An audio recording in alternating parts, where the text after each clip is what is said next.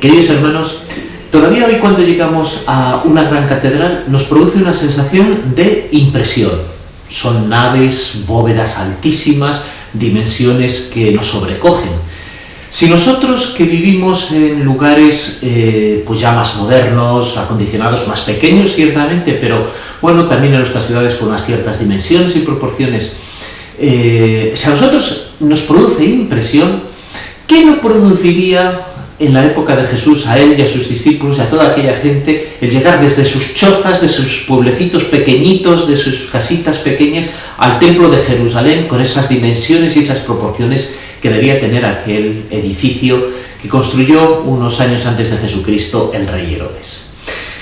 Y Jesús, que hoy, en este domingo, en el fragmento del Evangelio que nos presenta la liturgia de San Lucas, que llega ya a Jerusalén, se nos aparece allí en este templo, están allí sus discípulos ponderando la belleza del edificio, los exvotos, etc. Y Jesús, en vez de resultar impresionado o en vez de transmitir una reflexión acerca de este edificio, les dice una cosa que ciertamente les conmueve probablemente más que la visión de aquel edificio. ¿Veis todo esto que estáis contemplando y que os quedáis maravillados? Pues no va a quedar piedra sobre piedra. Es el anuncio del final que transmite Jesús, que anuncia Jesús ya cuando llega a Jerusalén. El texto es verdaderamente impresionante. Le contestaron los discípulos: ¿y qué señal? ¿Cómo va a suceder esto? Él contestó: cuidado con que nadie os engañe, porque muchos vendrán usando mi nombre, diciendo yo soy, o bien el momento se acerca. No vayáis detrás de ellos.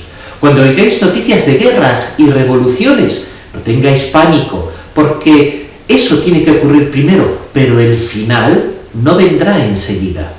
Luego les dijo: se alzará pueblo contra pueblo, un reino contra otro reino, habrá grandes terremotos y en diversos países epidemias y hambre, habrá también espantos y grandes signos en el cielo, pero antes de todo eso os echarán mano y os perseguirán, entregándoos en manos de los tribunales y a la cárcel, y os harán comparecer ante los reyes y gobernadores por causa de mi nombre. Así tendréis ocasión de dar testimonio de mí. Haced propósito de no preparar vuestra defensa. Yo os daré palabras y sabiduría a la que no podrán hacer frente ni contradecir ningún adversario vuestro. Es la situación que Jesús describe al final. ¿Y el final cuál es? El final no es el final del mundo, el final es el fin de los tiempos, que es la llegada del reino de Dios. Y en la llegada del reino de Dios, de la misma manera que en Egipto, cuando Dios pasó por allí, se produjeron signos y señales, es decir, las epidemias, las catástrofes con las que Dios intentó advertir a Egipto, así también será cuando llegue el final de los tiempos. Dios nos manda señales y nos advierte de que llega el reinado de Dios.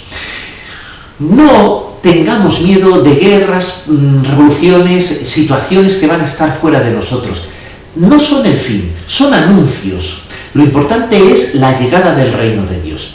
A veces nos creemos que ser cristiano simplemente, pues ya está, llegará mi hora de comparecer ante Dios y compareceré ante Él y ya está. No, la llegada del reino de Dios es algo que va a llegar. Todavía no ha llegado, va a llegar. De hecho, lo estamos esperando. ¿Y qué es lo que estamos esperando? Nos lo repite Jesús: no guerras, no revoluciones, no catástrofes. Lo que va a llegar es el amor de Dios que nos va a salvar, que va a ser justicia, que va a ser verdad y que va a ser amor en nuestro mundo. Que va a ser justicia porque los poderes terrenos y mundanos van a ceder ante el poder de Dios. Que va a ser amor porque va a ser una acción salvadora, va a ser una acción que pretende el bien de todas las criaturas a las que Dios ha creado. Pero va a ser en medio de situaciones muchas veces difíciles, de situaciones muchas veces de persecución, en las cuales a nosotros se nos va a pedir fidelidad, se nos va a pedir perseverancia, se nos va a pedir tranquilidad en la presencia del Señor. Muchas veces a riesgo de nuestra propia vida, muchas veces a riesgo del sufrimiento que esto va a conllevar. Pidámosle al Señor que nos conceda en este domingo la alegría de celebrar su resurrección, porque su resurrección es el comienzo de este reinado de Dios. Y no podemos olvidar que esa resurrección tuvo como preludio o como causa primera un hecho tremendo que fue la pasión, que fue la muerte en la cruz. La resurrección llega después de que Jesús padece la cruz, cuando Dios lo rehabilita, lo justifica, lo exalta por encima de toda la creación.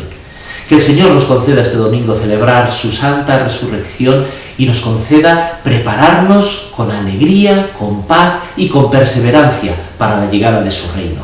Y que su bendición nos acompañe en el nombre del Padre y del Hijo y del Espíritu Santo. Amén.